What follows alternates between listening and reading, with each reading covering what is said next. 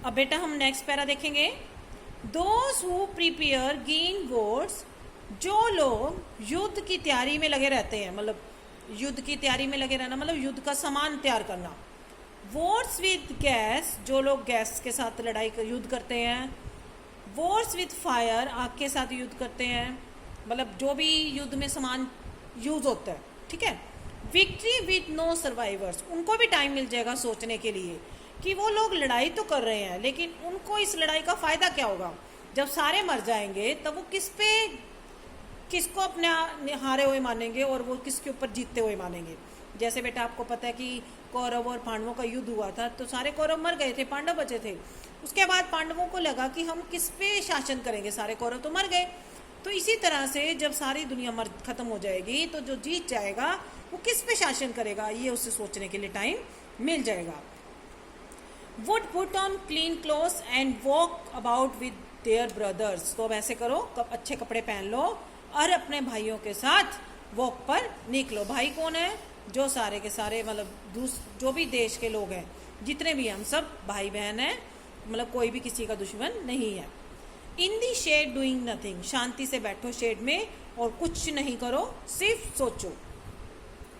आगे, what I want should not be confuse, मैं जो मांग रहा हूं, लेखक कह रहा है इसमें कि मैं जो चीज चाहता हूं उस चीज से तुम लोग कंफ्यूज मत, तो मैं कुछ ज्यादा नहीं चाहता।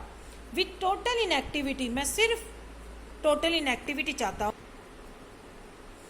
ठीक है। लेखक जो चाहता है वो कुछ इतना ज्यादा खास नहीं है। वो क्या चाहता है? वो चाहता है कि थोड़ी देर हम शांति से सोचे कि हम लड़ाई झगड़े क्यों करें। दो फ्रेंड्स में भी लड़ाई झगड़े हो जाते हैं, अगर वो थोड़ी देर चुप हो जाए, लड़ते रहेंगे एक दूसरे आगे बोलते रहेंगे तो लड़ाई बढ़ जाएगी।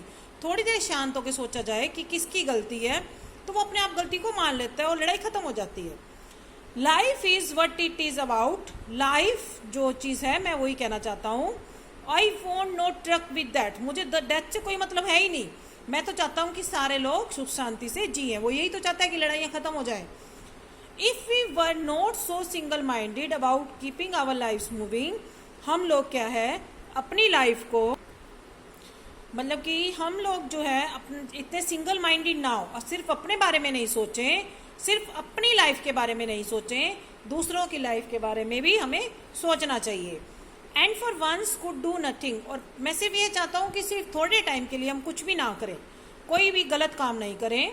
Perhaps a huge silence might interrupt this sightedness, हो सकता है कि जो शांति हो, जो साइलेंस हमारे अंदर है, जैसे कि अगर हम शांति से बैठे हम सोच रहे हैं, तो हो सकता है कि ये जो साइलेंस है हमारी उदासी को खत्म कर दे।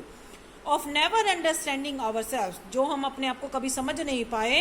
And of threatening our self with that, और शायद हम उसे समझ जाएं अपने आप को और हम दैट से काबू पा लें। मीन्स कि ये लेखक क्या कह रहा है, इसमें पोइट क्या कह रहा है कि शांति से बैठ के हम थोड़ा सोचें कि हम क्या कर रहे हैं, हम अपनी लाइफ के बारे में क्या कर रहे हैं और दूसरों की लाइफ के बारे में क्या कर रहे हैं, तो शायद हम इस चीज से बाहर निकल सकते हैं।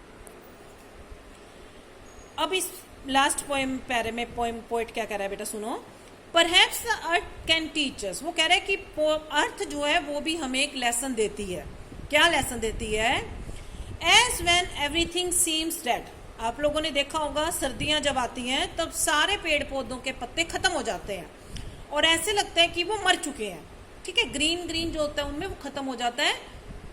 And later proves to be alive, लेकिन जैसे जैसे गर्मियों का मौसम आने लगता है, स्प्रिंग का मौसम आता है फरवरी मार्च में, तब उनमें नए पत्ते आने शुरू होते हैं और दोबारा से पेड़ हरा हो जाता है। तो वो क्या कह रहा है पोएट कि अर्थ भी हमें सिखाती है कि जब सब कुछ खत्म होता लगता है लेकिन उसके बाद दोबारा से सब कुछ जिंदा भी हो जाता है। Now I will count up to 12, अब मैं फिर से काउंट कर रहा हूँ 12 तक। एंड यू कीप क्वाइट, और तुम लोग बिल्कुल शांत रहना, बिल्कुल बोलना मत, हिलना मत। एंड आई विल गो, और मैं जा रहा हूँ। तुम लोगों को जो मैंने समझाया इसे याद रखना और बिल्कुल शांति से सोचकर उसको करना।